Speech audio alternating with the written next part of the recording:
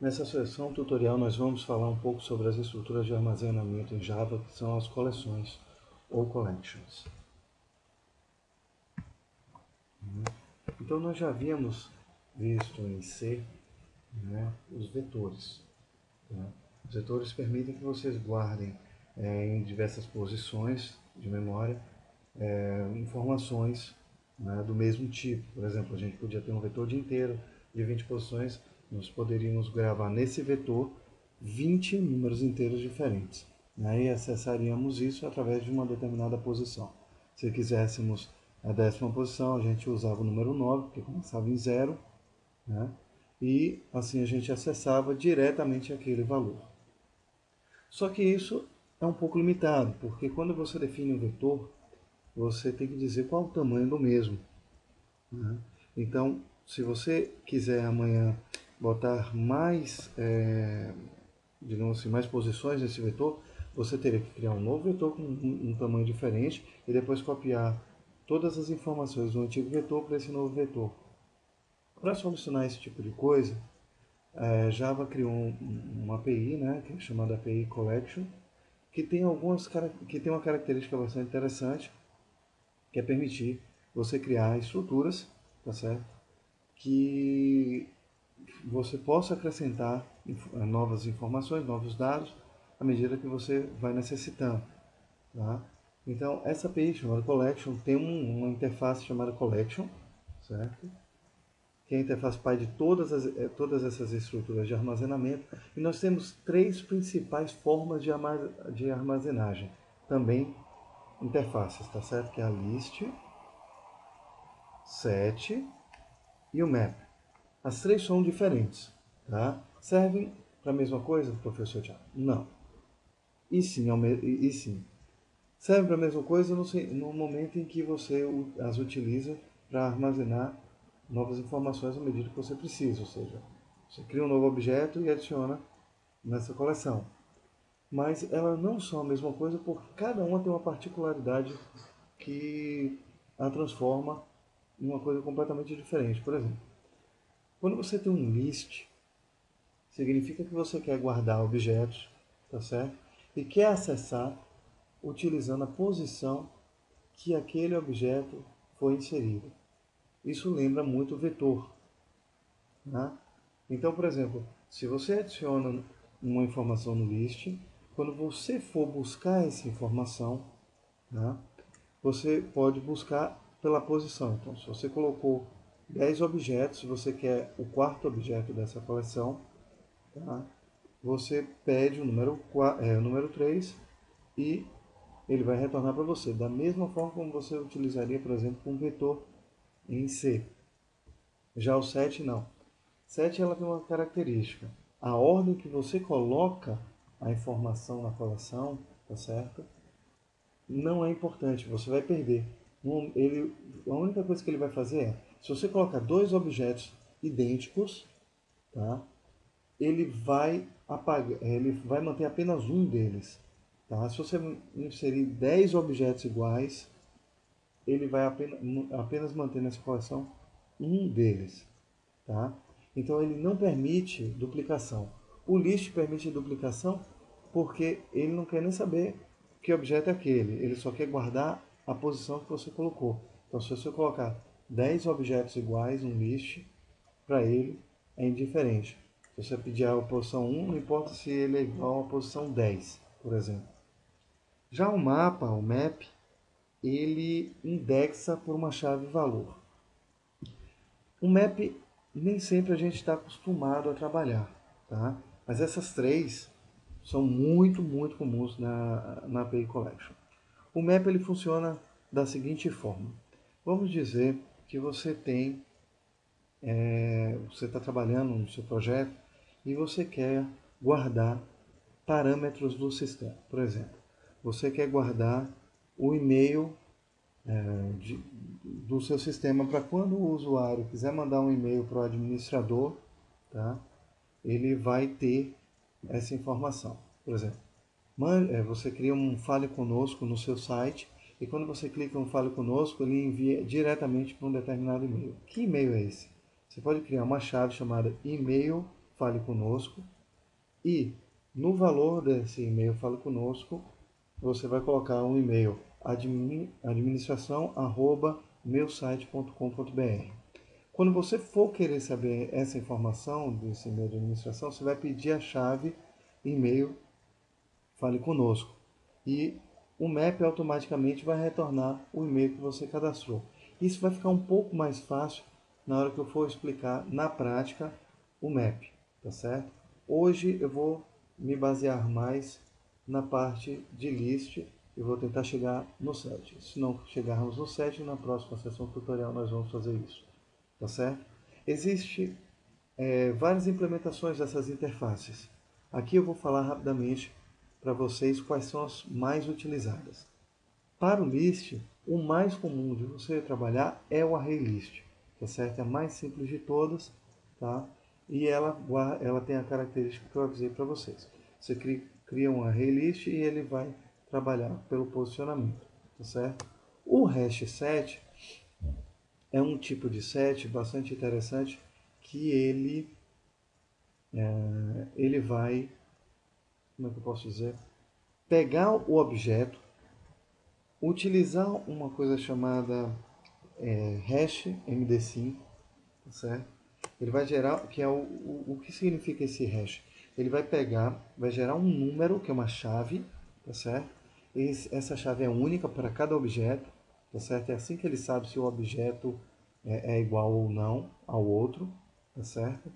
E uma coisa interessante, se dois objetos tiverem o mesmo hash, para eles são iguais, tá certo? Eu vou depois mostrar como é que isso funciona, tá? Outra coisa importante, como é que você vai saber, como é que você vai poder mudar isso? Existe uma forma de você trabalhar, tá certo? Reimplementando um determinado método, que mais tarde eu vou mostrar, que permite que você controle como é que esse hash set vai trabalhar, tá? Mas no momento o hash set ele vai pegar o objeto, ele vai gerar uma chave e essa chave vai ser utilizada para conferir se o objeto que você está inserindo é igual ou não. Ou seja, se esse código for igual ao código do novo objeto a ser inserido, ele não vai adicionar na coleção, ele vai manter o que estava lá. Se for diferente, ele adiciona na coleção. Ele não vai levar em consideração a ordem que você está fazendo isso. Já o linked hash set, ele vai tentar manter a ordenação. Veja, isso não quer dizer que você vai utilizar da mesma forma que o list. Pedir a quarta posição do linked hash set, ele vai lhe retornar. Não. Significa que na hora que você inserir, a ordem que aquele objeto foi inserido conta. Vou deixar isso mais claro também na prática quando fizermos a sessão tutorial. Já o map, ele vai funcionar mais ou menos da forma que o hash set. Ele vai guardar no objeto uma chave, tá certo? E no valor ele vai guardar ele vai serializar o objeto e vai deixar para você. Quando você pedir, ele vai serializar o objeto e vai lhe entregar o valor que você pediu, tá certo? Tudo isso é feito através de um hash, tá? Vou deixar isso mais claro também mais na frente. Mas como é que a gente trabalha com coleções, tá certo? A forma mais simples de trabalhar com coleção, tá, é utilizando aqueles objetos que eu falei anteriormente.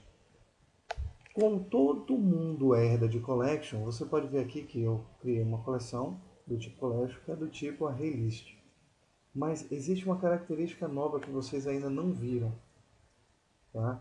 É uma coisa que é chamada generics. Ele é obrigatório, professor Thiago? Não, ele não é obrigatório. Mas a partir do Java 5, que é a versão que nós estamos utilizando aqui, Java 5.6, tá?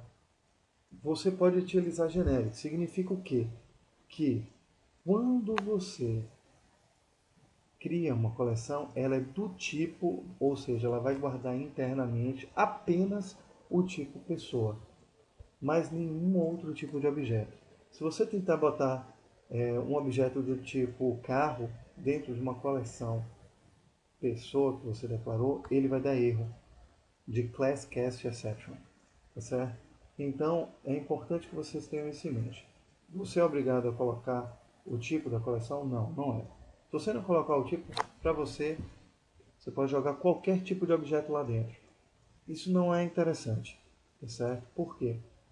Porque quando você pegar um objeto, você vai ter que fazer um cast para o tipo de objeto que você deseja, tá? E só aí começar a trabalhar com ele, tá? Porque o objeto básico da coleção é object, que é aquele objeto que todas as classes herdam, certo? Então, olha só o que eu fiz. Eu criei uma collection vai guardar uma coleção de pessoas e dentro dessa coleção eu criei uma array list de pessoas. Como é que eu adiciono um novo objeto? Eu pego um elemento que nesse caso tem que ser pessoa, tá certo? E adiciono a coleção. Tá? Esse elemento tem que ser do tipo pessoa. Existe também um outro, esse método add, ele retorna um booleano para dizer se ele conseguiu acrescentar ou não a pessoa, certo? Ou o objeto que você está colocando. Mas também você pode adicionar uma coleção inteira, ou seja, se você já tem uma coleção de pessoas e quiser acrescentar em uma nova coleção de pessoas essa coleção, você pode, basta dar um ADDO, tá certo?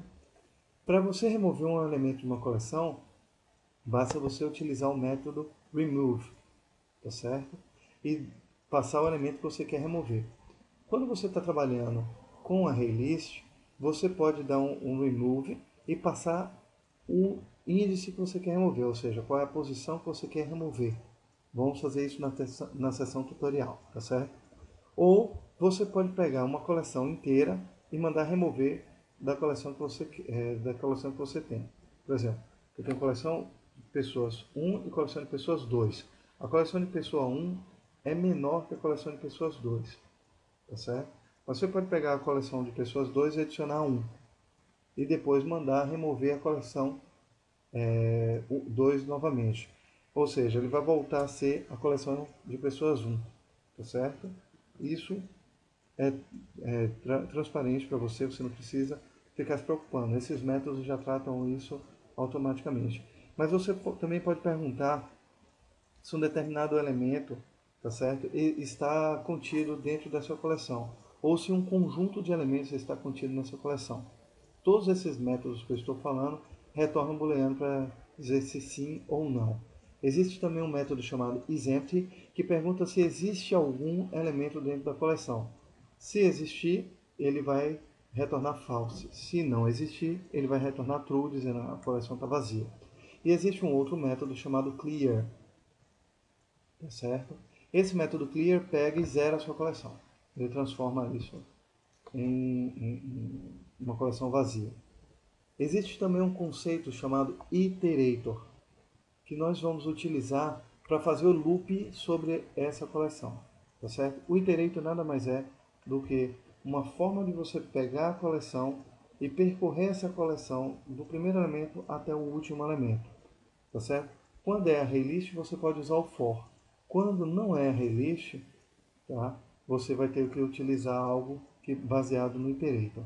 Existem duas formas de você fazer isso. Pegando o iterator e fazendo um for até que ou um while até que o iterator acabe, ou usando uma nova estrutura que nós vamos aprender chamada foreach, que a gente chama de foreach, mas que no Java não aparece a palavra each, tá certo? É só for. Mas é uma forma diferente da que a gente está acostumado. Normalmente no for, que é baseado no C, a gente cria um contador, né? Que normalmente a gente chama de i, que começa em zero e vai até o tamanho máximo de alguma coisa. Nesse a gente vai iterar, tá certo? Sobre a coleção. Vocês vão ver isso mais claramente na parte da seção tutorial. Tá? Uma forma clássica de se trabalhar é, por exemplo, cria um list de pessoa, dando um new array list. Verifique que aqui eu estou criando um tipo e aqui eu estou trabalhando com a interface. Isso é muito comum, tá certo? Aí eu vou criar, desculpa, vamos voltar. Eu vou adicionar um elemento em uma determinada posição.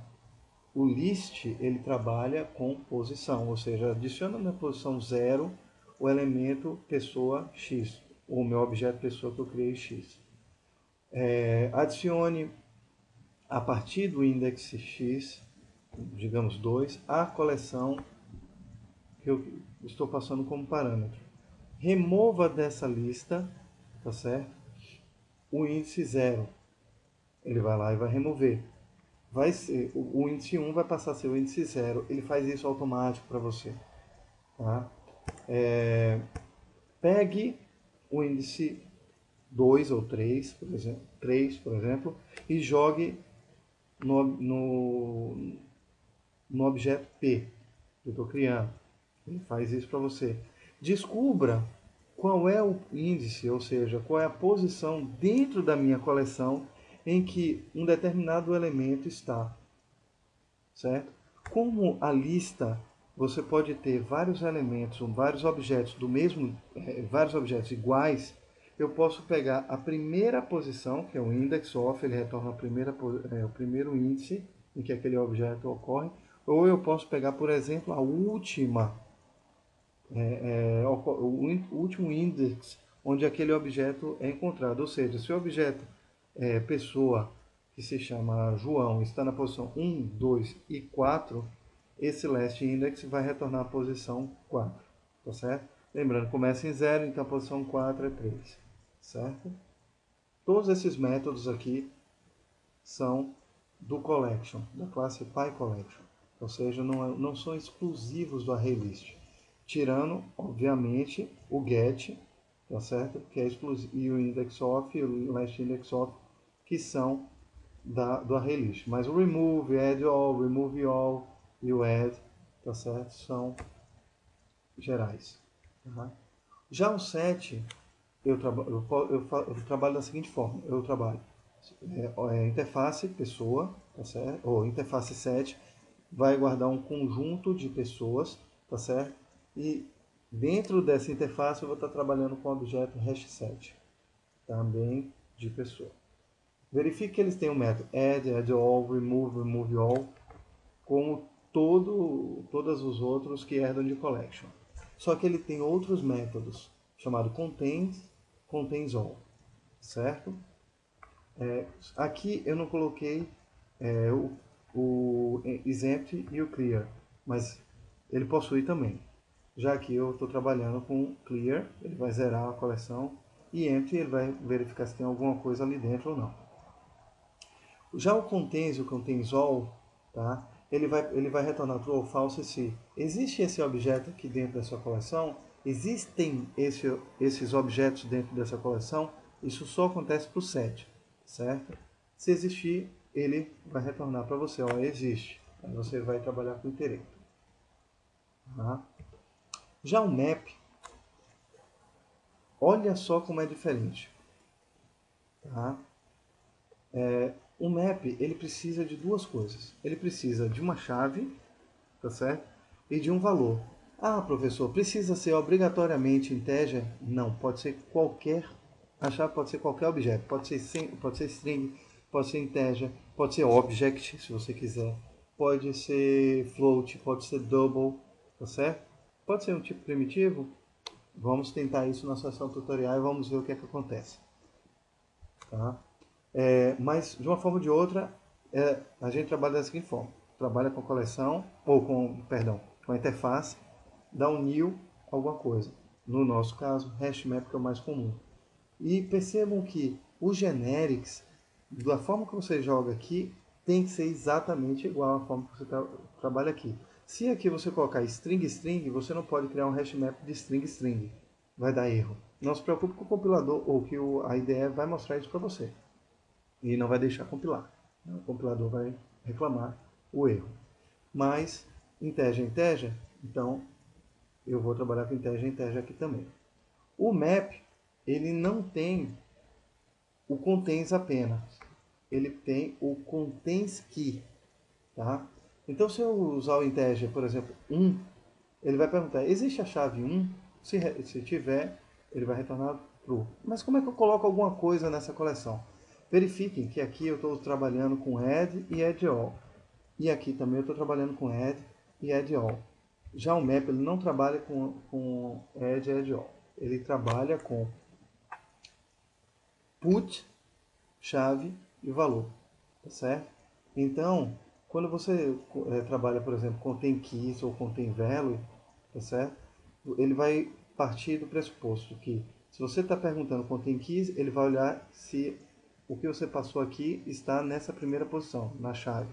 E o contém values, ele vai verificar se está dentro do valor, tá certo? Então, a string valor, por exemplo, se você perguntar, existe essa chave aqui dentro desse map, ele vai retornar, tá certo? O valor dessa chave. Se você colocou chave tipo 1 e botou um objeto do tipo a string meu primeiro teste, se você perguntar por get 1, ele vai retornar a string meu primeiro teste, tá certo? Mas você não precisa guardar, por exemplo, string, você pode ter um mapa de coleção. Também vamos brincar um pouquinho com isso, tá certo? Já lembrando que, por ser collection, ele também tem iterator, que nós vamos trabalhar, e existe uma forma de você retornar todos os valores e todas as chaves, tá certo? Que é, no caso, todas as chaves é o values, tá certo? Mas é só para vocês terem uma breve noção. Na sessão tutorial isso vai ficar mais claro. O iterator serve para aquilo que eu falei para vocês. Ele serve para que você retorne uma forma de percorrer da primeira posição até a última posição, tá certo? Independente do que você está trabalhando, se for list, se for set, se for map, tá certo? Todos eles têm iterator. Até o Java 4 era muito comum você trabalhar com isso. A partir do Java 5, o for each deixa isso muito mais fácil para vocês, desde que vocês trabalhem com generics, certo? Mas como é que você tem? Você pega a sua coleção, não importa qual é, e pede o iterator dela. Ele vai retornar o iterator. A partir daí, você pode fazer um loop, tá certo? Perguntando se existe próxima posição. Se existir, tá certo? Você pega o próximo, você dá um iterator.next e ele vai retornar a próxima posição da sua coleção, tá certo? E aí você vai trabalhando com isso, até que o hasNext não tenha mais valor lá dentro para trabalhar, tá? Dentro do iterator também tem um método chamado remove, tá? Que remove um determinado elemento de dentro da coleção. Tá? Tudo isso vai ficar mais claro daqui a pouquinho, no início dessa nova sessão tutorial. Então, basicamente nessas próximas sessões tutoriais, nós vamos trabalhar resolvendo exercícios com a relist, hashset e hashmap. Aqui é um desafio que depois eu vou passar para vocês, tá certo? Na nossa lista de exercícios, que é para trabalhar com agenda, tá certo? E aí, a partir dessa agenda, nós vamos adicionar um novo contato na agenda, remover um novo contato da agenda, tá certo? E a partir daí nós vamos verificar como é que cada uma dessas coleções pode nos ajudar a resolver esse problema, tá certo? Então, vamos começar?